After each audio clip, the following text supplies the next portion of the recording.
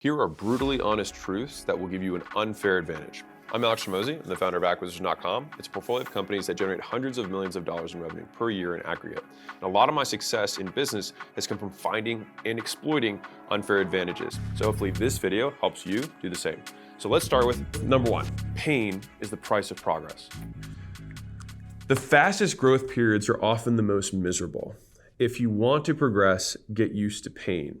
If you think about what actually occurs when you grow, you stretch past your point of comfort. So even if you're growing a muscle, like you stretch it, you break it down, it's painful. If you have growing pains, like as a kid, it's like you grew too fast and your joints are in a lot of pain. If you're a company and you expand, this is technically supposed to be good stuff, but it doesn't make it any less painful. Elite athletes don't get stronger during easy workouts. If we want progress, we must accept the price of pain that's attached to it. You cannot both want progress and live an easy life.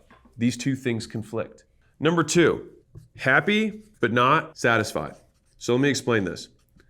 So you're allowed to be happy before you hit your goal, just not satisfied. And so there's a very big difference between being content with your life, content with your work, and complacent, meaning you're not going to take any more action. There's this great Haitian proverb, which is, behind mountains are more mountains. It's kind of like after every peak, you can just see more peaks ahead of you. The work works on you more than you work on it. For me, I remember I had a year that I basically went in retirement trying to figure out what I wanted to do.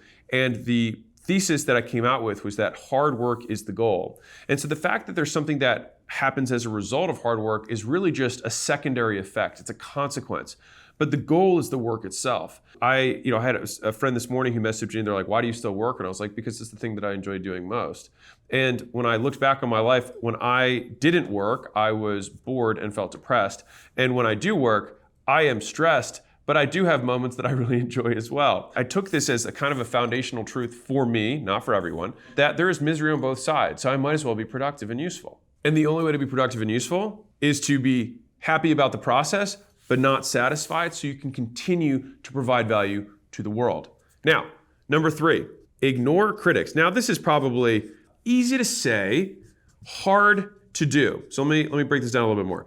So, friendly reminder that most people are fat, poor, pansies. Don't listen to them when they try to deter you from doing whatever it takes to succeed. So the average person will always try to keep you average. It makes sense that if you want to be extraordinary, you will do things that an ordinary person would see as extra, right? And so a lot of people, and this is the really hard part that I had to come to terms with, is that a lot of people want to see you fail because it justifies the risk that they chose not to take. We always have to think about listening to the people who are closest to our goals, not closest to us. And if you want a more violent version of this, your critics are going to eventually die. And their opinion isn't going to matter then, which means it probably also doesn't matter now. So might as well do what you wanted to do originally. Number four, selective productivity. Productivity comes from all the things that you choose not to do. I'm going to define two more terms for you because I think it's important. I see commitment as the elimination of alternatives. So if I get married, then I eliminate all alternatives to the person that I'm married to, right? That is commitment, right? Which is very similar to focus. Focus, if you think about the hypothetical extreme of focus, is that somebody does literally nothing but one thing. So they don't eat, they don't sleep, they would eventually die, but they would be 100% focused during the time that they were alive, right? Obviously, we have to put a couple of things in. You have to eat food, you have to sleep, right? But the most focused person does the fewest things outside of the thing they're focused on. Focus is about the number of things that you say no to.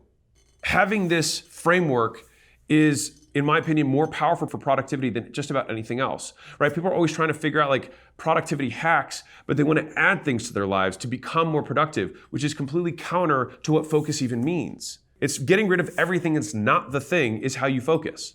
Now, part of that also means environmentally, right? So if you like have a window that you look outside of and you've got people who walk past your office and people can knock on the door and you've got Slack notifications, of course you're not focused because all of those things are not the work. So I'm going to give you an analogy here. So imagine there's a wall that you have to get over, all right? You have to get a critical mass to get above this wall, right?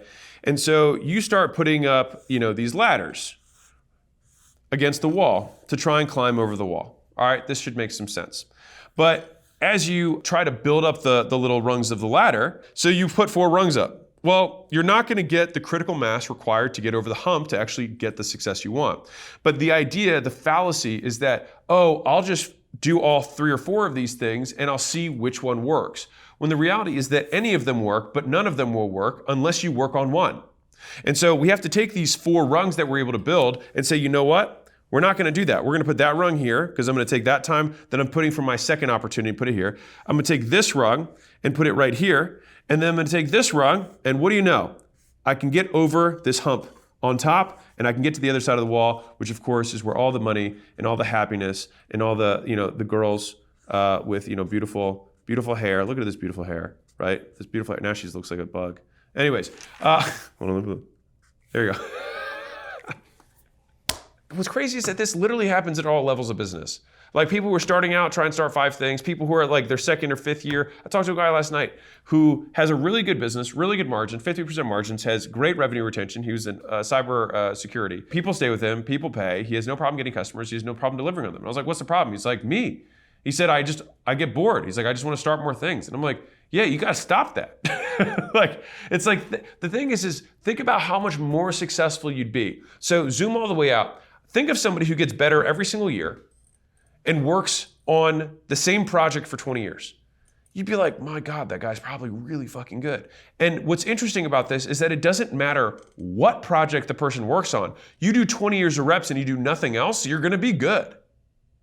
And so if you know that that's a fact, that's a certainty, that you're going to be good with 20 years of practice, then the objective is to just get 20 years of practice in one thing and stick with it. So like your plans aren't working because the plans are wrong. The plans aren't working because you're not working on the plan. The hard part about the plan is not creating the plan or even following the plan. It's sticking with the plan. That's the hard part. All right, number 5, fear versus regret. So change is scary, but so is regret. And so the life you live depends on the one you fear most. The more successful version of yourself also has fear. It's just that your fear of regret is greater than your fear of rejection. Think about that for a second. I'm going to say it one more time. Your fear of regret must supersede, must be bigger, must be greater than your fear of rejection. And so I remember when I quit my management consulting job, which took me 6 months. So I'm not saying this from a pedestal. It took me 6 months.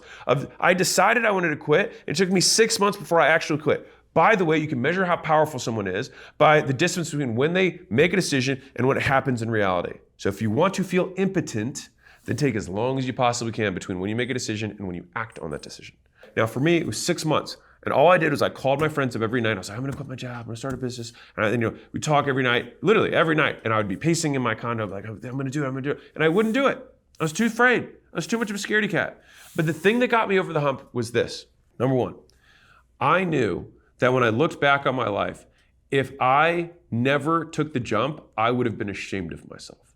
And I would have felt like I was a pansy. And I was like, I can't die a pansy. I have to be able to make a jump. Number 2, I played out plan B, which is, okay, let's say I actually completely fail. What happens? I was like, well, I'm not really gonna be homeless. I know enough people that I can get food, right? And I was like, okay. So I would probably just couch surf. I'd have a little bit of shame. But at the end of the day, what would I really do? Well, I could always apply to get the job that I had back. Or I could just go to another place with an experience or a story that would set me up for something cooler later. And so all of a sudden I was like, wait, so my plan B is that I just have a cool experience that I could talk about at a job interview or to go to business school? Okay, that doesn't actually sound that bad. And so there's this huge amorphous fear, but I've just noticed in my life that fear only exists in the vague. It doesn't exist in the specific. If you're afraid of something, try and break it into pieces and spell it out. Play out the next 2 or 3 steps. Because all of a sudden, if you're in the developed Western world, the downside risk is not really real. Like the only real downside risk is the opinions of other people who will say that you failed, who you don't care about anyways. But like, you think you're going to die, but you're not. You're just gonna learn some stuff and you'll be like, oh, maybe next time I'm not gonna make that mistake. And that's it. And I say this, and it's easy for me to say, but it took me 6 months to figure this out. But I do remember my final straw was the realization that I had at the time, no girlfriend, no kids, and I had no real, financial responsibilities besides like eating and having a place to live. I said, if I can't make the decision now because it feels too risky, I will never be able to make the decision. Because if other people rely on me, now some of you are in a position where people do rely on you, and you're like, well, Alex, I've got people who rely on me. Yeah, I would say that it makes it harder. And what now? Harder and so what? But for me, that was the thing that got me over the hump. was like, if I don't do it now, I'm never gonna do it. I'm never gonna have fewer responsibilities. And to play this out a little bit more, if you have people who depend on you, their dependencies on you might increase. And so if you can't do it now, you still might as well do it, right? Because it's only gonna go one way. Number 6, persistence creates timing.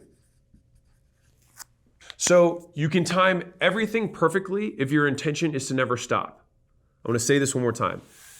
You can time everything perfectly if your intention is to never stop. So think about this visually. So let's imagine that this line right here is your lifeline. It's life as time passes, right? Now, let's say that you have some special thing that's going to happen here, and some special opportunity that happens here, and some special opportunity that happens here. What most people try and do is they don't want to work at all, and then they're like, oh, I'm just going to work here, and then I'm going to work here, and then I'm going to work here. But the likelihood that you're there in these 3 moments is very low if you're trying to time it. But if you work the whole time, then the timing will always be perfect because you will be ready.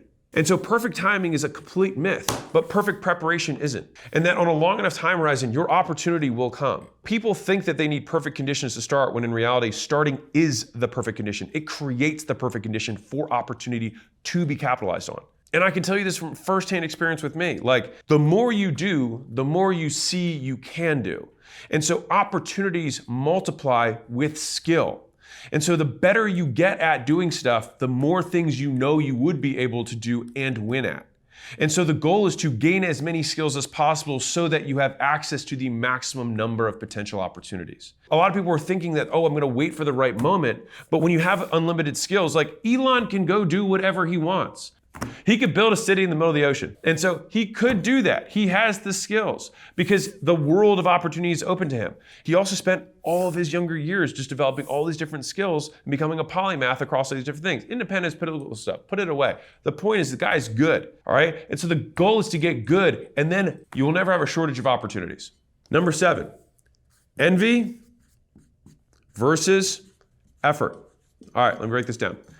If people worked for their goals as hard as they envy others for achieving them, they would already have achieved them themselves. So think about the amount of mental effort that goes into the hate that people spew out, the envy for wanting other people's stuff.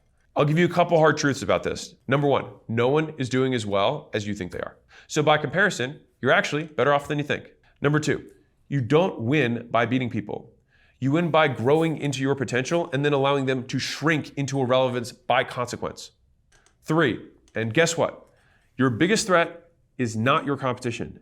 It's a mediocre version of you that never realized what you could become. And as pithy as that may sound, it's also true, right? A lot of people think it's like, oh, that guy's doing really well. It's like, his doing well changes nothing about your reality. Something really ironic that I noticed is that the people who get copied the most by their competition are the people who ignore the competition who are copying them.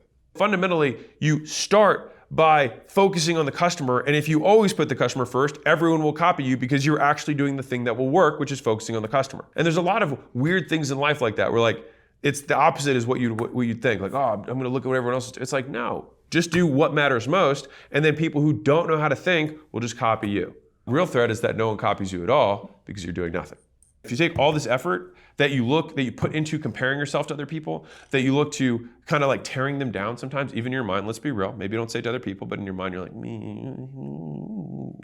whatever that is, whatever that feeling is, just do that towards you not being good enough. What happens is that when you do that, all of that effort, all that energy goes into improving yourself rather than tearing down somebody else. And only one of those things will help you. Number 8, hard conversations create opportunities. Hard truth. Everything you want is on the other side of a few hard conversations that you have been putting off. People either grow into their potential or they keep living the same 6 months of their life over and over again. And the difference is how many hard conversations you're willing to have and how fast you have them once you realize you need to. If you shirk away from this, and I get it, I'm somebody who for a very long time had a hard time having hard conversations. Right? I literally traveled across the country before I told my dad that I left. All right, I get it. So if you think having uncomfortable conversations is hard, just wait until you see the result of not having them. It will be harder. Basically, the struggle is that you have short-term pain versus long-term pain. And long-term pain, I call regret. Comfort is short gain. Regret is long pain. Fear is short pain. Fulfillment is long gain. You want to trade short pains for long gains, not short gains for long pains. It's not the safe bet, it's a guaranteed loss just later. All right, so I'm gonna spell this out. This is short pain. This is long pain. This is short gain. This is long gain. You want to trade short pain for long gain. That's the goal. It's the best trade. Number 9, endure. There's a reason that when I gave instructions to some of the new business owners who were going to start, putting a community on school, one of the sole instructions I gave them was learn to endure. And so the fastest way to become the person you want to be is to put yourself in a situation where you have no choice but to become them. You'd be amazed at what you can endure when you have no choice. For me, when I signed my lease for my gym, I had $5,000 in my bank account.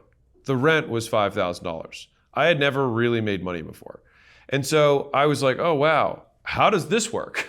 If I made 100% of the money that I had made in my job, I would have been able to pay rent and have no food or anything else. But one of my favorite flavor texts on Magic cards is necessity is the mother of invention, right? It's the constraints that create the innovation that is required to get you out of the constraint, to get you out of the hard time.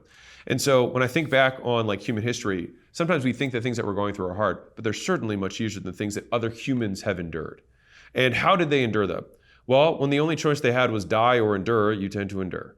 Number 10, results, excuses. This is not going to be a big surprise here. The thing with excuses that's interesting is that they may be valid. And I think that's the part that people struggle with, is that they're like, yeah, obviously results matter more excuses, but insert special snowflake. The thing is that you might be right. And I just like this quote from Layla. She says, it's not your fault, but it is still your problem. You still have to do something about it, or you can just wait and say, you know what? I'm going to continue to not live the life that I want until I die. And everyone will be like, oh yeah, he had an excuse. That's why. Right? Is that what you really want? Is that people were like, yeah, he had an excuse. That's it. It's a weird thing to want a permission slip for mediocrity, which is fundamentally what excuses are. You just want permission from everyone else to still get respect without the outcome, because of your extenuating circumstances. And the thing is there's a ton of allure, but the only person who actually believes that is you. People might nod along. The people who love you might say, yeah, you know what? You are special snowflake. Your mama might still love you. But you're not gonna earn anyone's respect.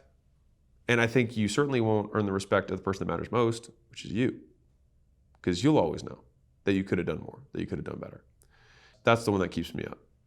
I have a saying that I tell myself a lot when I'm doing something that I don't want to do. And it's, I will do what is required. It's not about doing your best. It's about doing what's required, because what's required might be better than your best is right now. But the good news is that your best can get better. So number 11, and this one's real, all right? The hard way is the easy way. And you're like, how does that work? The hard way is the easy way because the easy way never gets you there. So think about it. People always are looking for the shortcut, but you have to accept a very simple truth, which is that the shortcut never actually takes you to the place that you're trying to go. And it's because it's rarely one big thing. And I would postulate, fancy word, right, that there are a lot of shortcuts that exist in life. Wait for it.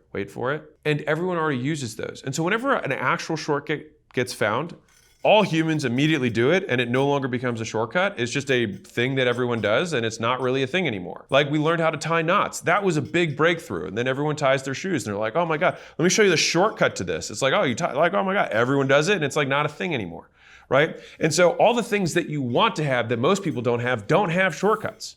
But the thing is so many people waste so much time. They literally waste longer than it would have taken the hard way, or the only way, to get there in search of the easy way that doesn't exist. And so the reality of this is that it's usually 100 small things that make days, weeks, and months hard. It's the never-ending onslaught of shit. And then you remember, after going through that onslaught of shit, that you signed up for this. But then again, you figured that it would be hard. And then you're reminded that this is what hard feels like. And so you keep going because it's the only choice you have. I want to remind you that a lot of times what we imagine hard to be is different than how we experience hard, because the nature of hard changes too. And it's more of a limitation in how we describe hardship than it is, and I actually think there's a big problem with this. So just kind of like Eskimos have like 7 different words for snow. I feel like I should have like 25 different words for hard, right? Like the amount of things that you go through, there's like lifestyle hard. Like, okay, so there's sacrifice hard of like you're giving up things that you enjoy. There's also like effort hard of like starting to do things that you hate doing, that you're not good at. There's risk hard of the fact that you could lose something that you currently have, right? That you have the chance of losing what you currently have. You have the uncertainty hard of the fact that you might be doing all of the sacrifice for nothing. There's lots of different flavors of hard, and each one of them presents at different times. And for some reason, when it gets a new kind of hard, it's a new 7th type of snowflake hard, then you're like, oh, this is different. But it's not. It's just that the thing that you grow comfortable with, then you conquer, and then you're exposed to a new level. And so I love this quote from Paul Graham. He said, if you want to make $1 million, you have to endure $1 million worth of pain. Fundamentally, in my opinion, the people who end up building, not inheriting, building tremendous wealth just have massive concentrations of pain. So don't go looking for the easy way because it will never get you there. Number 12. This is a big one, don't give away your power. Now, this sounds very like, girl power or a little like rah-rah, but I will break this down in a little bit less rah-rah way. So what offends you controls you. Whatever you point your finger of blame towards is what also you point your power towards. Meaning, we talked about excuses earlier. I can't do it because insert X. Insert X is the thing that has power over your life. And I remember when I realized this was that I had this belief that I would never be able to be in a long-term committed relationship because my mother had hurt me as a child. I didn't get enough hugs. Who gives a shit? Whatever. But I realized that by using that excuse and by saying it's her fault, I'm broken. It's her fault, I can't trust people. It's her fault, I can't love anybody. Right? By saying that over and over again, all I did was I said, my mother controls how my love life will go. Ooh, heavy, real. Well, I don't want her to have control over how I choose to love or not love or how content I get in a relationship or anything like that. So I actively had to say, maybe all these things happened, maybe they didn't. Also, who cares? Me, I care. I'm the one who's affected by this. And what's crazy about this is kind of a weird thing with like parents is that you think by hurting yourself, you get back at them for hurting you. And you do hurt them when you hurt yourself, but you hurt you more. At some point, and this is like super real. Let's say that you were parented tough, whatever that means for you. You had lots of bad things happen. Okay, and it was probably because you were a child trying to deal with the world without the skills of dealing with the world as an adult. But you had these things happen, right? And on some level, you might believe that you becoming successful, you making it work, validates the way that you were parented. And so you have this conflict where you're like, well, I don't want them to think that they did a good job by me being successful. And so then you want to keep not being successful to prove to them and to hurt them for hurting you. And you stay there as long as you want them to control you. And so the day that you choose to control yourself is the day that you choose to divorce your results from the very viable reasons that you have to not win. You are right, and so what? Number 13, rejection versus regret.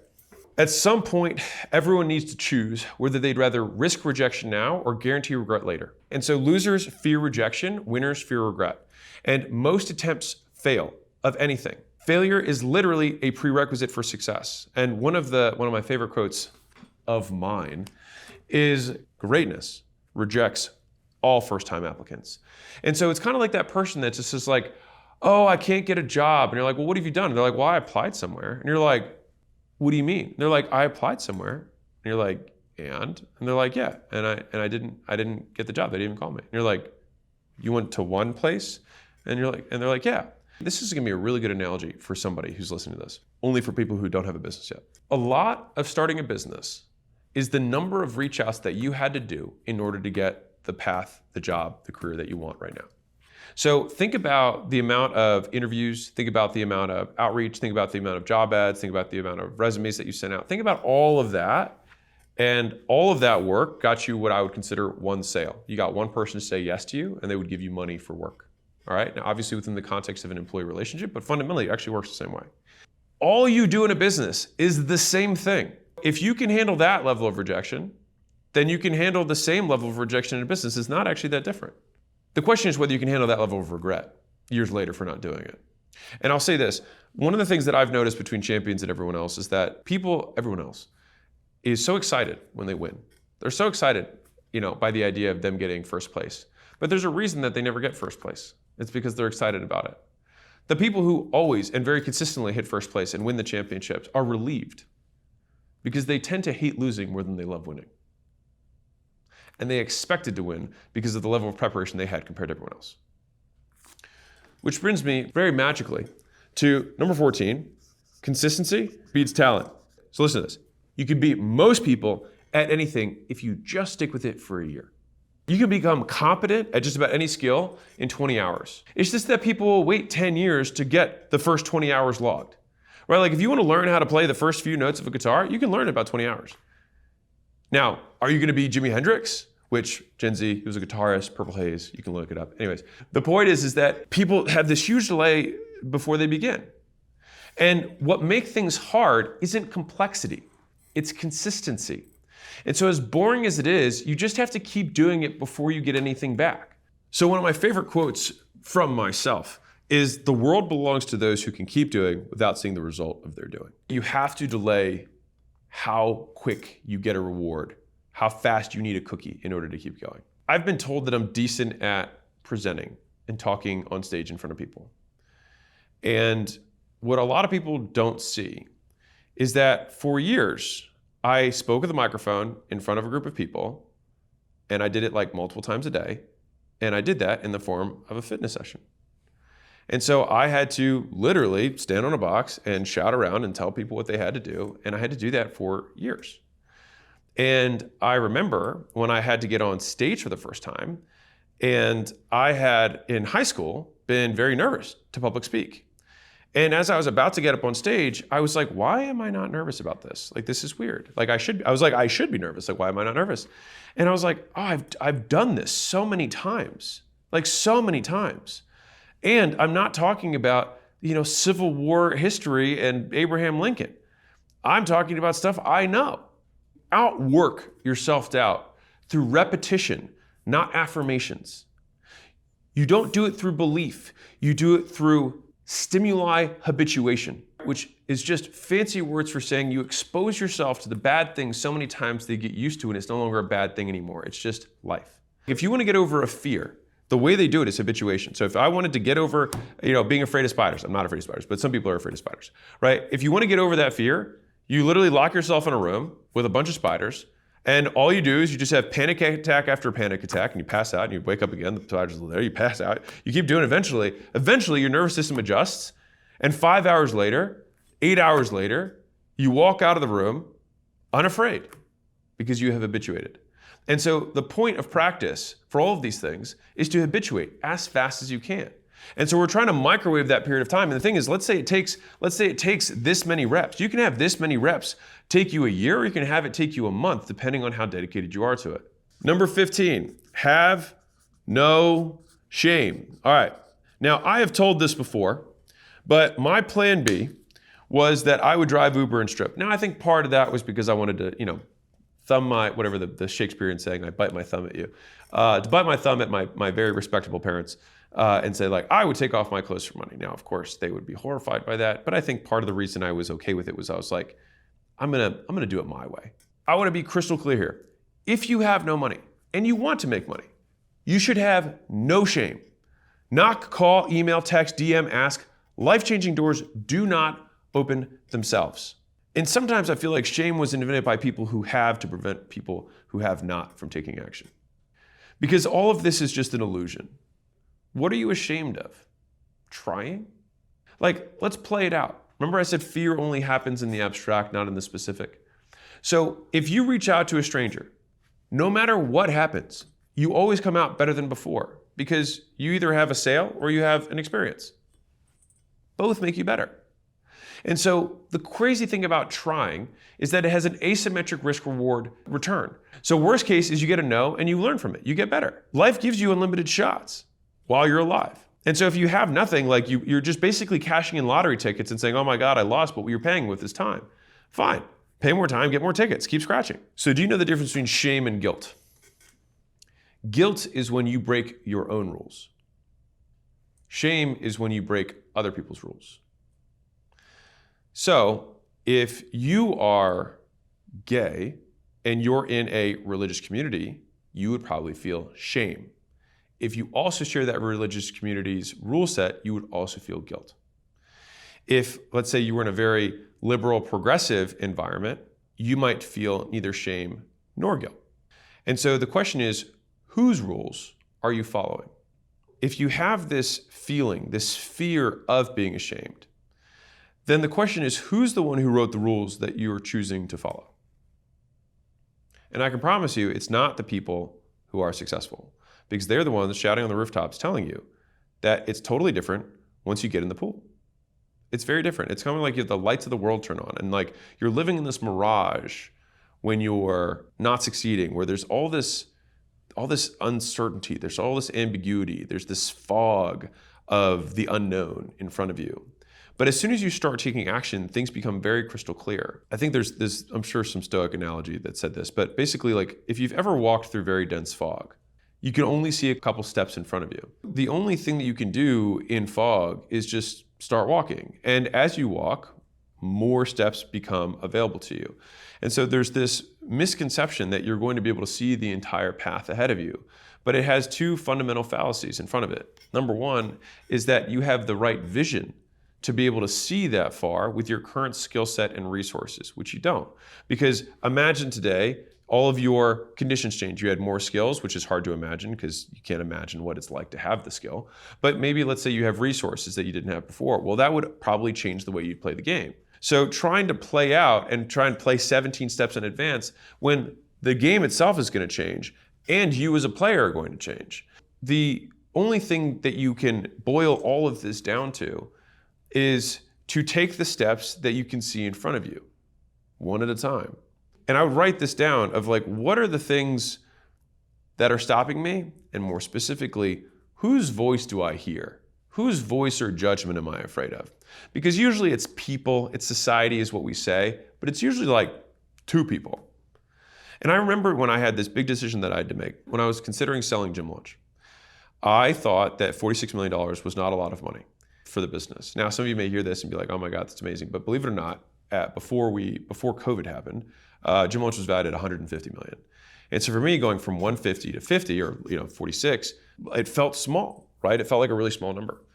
And I remember there was a particular person, we'll call it a friend of me, if you will, that I thought would think that they were better than me if I sold for this small number. And when I was able to narrow it down to just that one person's voice, I thought to myself, am I going to give that person power over my entire life? Which is literally what it was. I was choosing not to make a decision because of someone else. That person has complete power over me. And I was like, well, that's a terrible reason not to do this.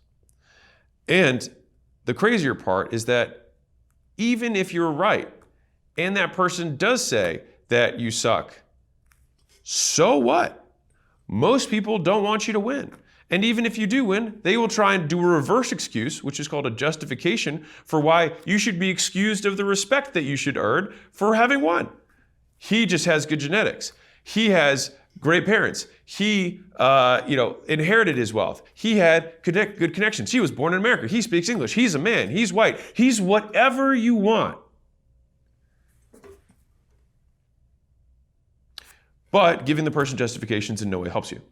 You might be right, and so what? Like it's so funny. It's like, let's say you have some advantage, whatever it is, right? Whatever advantage you're born with, right? You might have one.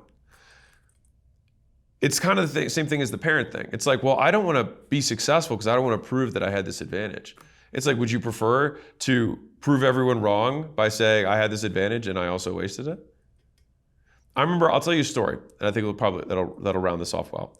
So when I was younger, I didn't want to be a doctor, but that was pretty much the path that was laid out in front of me. And so my father's a successful doctor, and I was like, it's cheating, to just assume your practice and just like immediately have a practice that makes a lot of money. And he said, do you think Shaq, when he was 7 feet tall, was like, it wouldn't be fair for me to play basketball. Other people aren't as tall as me. And I always remembered that. He's like, you play the cards you're dealt. These are the cards you have, play them. And I remember thinking that now obviously I didn't decide to be a doctor, but the reason that I didn't want to do it was because I thought other people would say that they would disqualify away my success as not earned by me. When the reality is that they're all going to disqualify your success no matter what, because it makes them feel bad. And so fuck them. But if you have some cards, for the love of God, play them. Hey, if any of these messages resonated with you and you're like, man, I'm a few months behind from my goals, I made what I would consider a counterintuitive video on goal setting, which sounds so overused, but I don't know, it's got like a couple million views or whatever it is. So people seem to have liked it. And so if you want that, you can check this video out. So far, I think it's the top video viewed this year. So enjoy.